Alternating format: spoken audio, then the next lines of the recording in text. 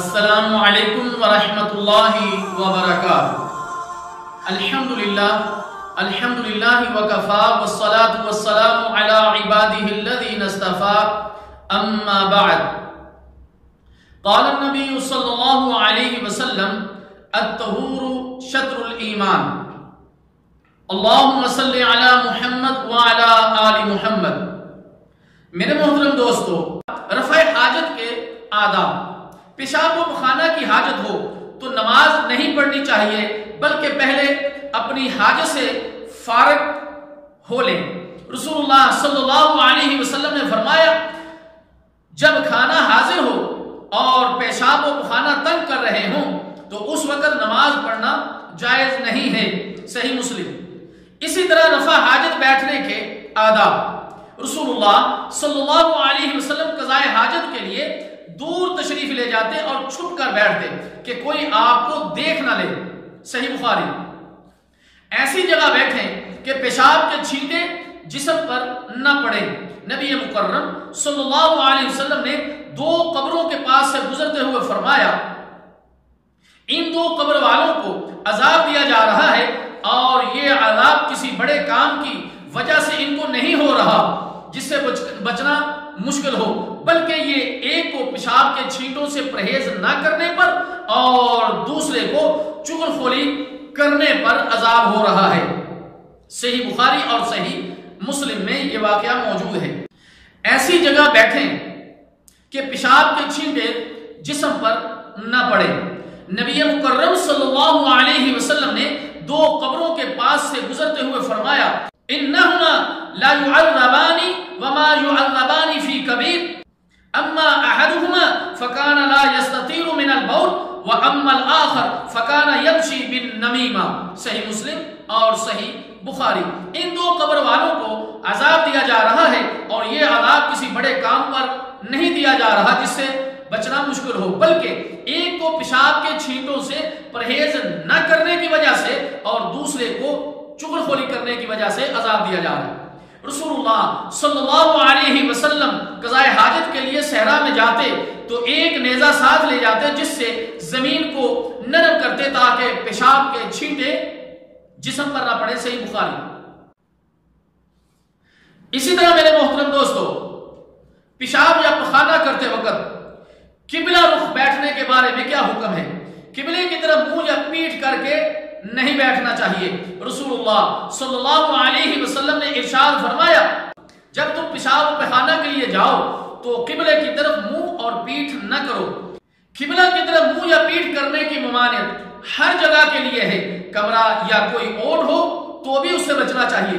اگر مجبوری ہو تو کمرہ یا اوٹ وغیرہ کی صورت میں قبلے کی طرف صرف پشت کرنے کا جواز تو احادیث سے ملتا ہے، لیکن منہ کرنا بالکل جائز نہیں ہے۔ سیدنا ابن عمر رضی اللہ تعالی عنہ بیان کرتے ہیں کہ ایک دن میں سیدہ حفصہ رضی اللہ تعالی عنہ کی چھت پر چڑھا تو میں نے رسول اللہ صلی اللہ علیہ وسلم کو شام کی طرف منہ اور کعبہ کی طرف پشت کر کے قضاء حاجت کرتے ہوئے دیکھا۔ صحیح بخاری اور صحیح مسلم۔ پیشاب کھڑے ہو کر یا بیٹھ کر، اس کا کیا حکم ہے؟ رسول اللہ صلی اللہ علیہ وسلم کا عام طریقہ بیٹھ کر پیشاب کرنے کا تھا، لیکن اگر بیٹھنا ممکن نہ ہو تو کھڑے ہو کر پیشاب کرنا جائز ہے۔ سیدنا حذیفہ رضی اللہ تعالی عنہ فرماتے ہیں، اتى النبی صلی اللہ علیہ وسلم سباطۃ قوم فبال قائما۔ صحیح بخاری اور صحیح مسلم۔ میرے محترم دوستو، صحیح بخاری میں کھڑے ہو کر اور بیٹھ کر پیشاب کرنے کی روایت ہے، جبکہ مسند امام اعظم میں صرف کھڑے ہو کر پیشاب کرنے کی روایت ہے۔ نبی مکرم صلی اللہ علیہ وسلم پورا کنکر والی جگہ آئے اور کھڑے ہو کر پیشاب کیا، لہذا ضرورت کے پیش نظر کھڑے ہو کر اگر کوئی پیشاب کر لے تو جائز ہے، لیکن ضرورت کے پیش نظر قضاء حاجت کے وقت باتیں کرنے کا حکم۔ قضاء حاجت کے وقت باتیں کرنے سے بچنا چاہیے۔ سیدنا ابن عمر رضی اللہ تعالی عنہ بیان کرتے ہیں، ایک دفعہ رسول اللہ صلی اللہ علیہ وسلم پیشاب کر رہے تھے کہ ایک آدمی نے گزرتے ہوئے سلام کیا، لیکن پیارے نبی صلی اللہ علیہ وسلم نے اس کے سلام کا جواب نہیں دیا۔ صحیح مسلم۔ بیت الخلاء کے احکام۔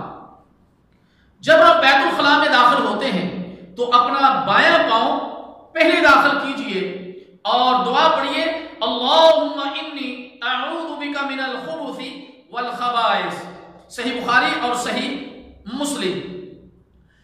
اے اللہ میں خبیث جنوں اور خبیث جنیوں سے تیری پناہ مانگتا ہوں۔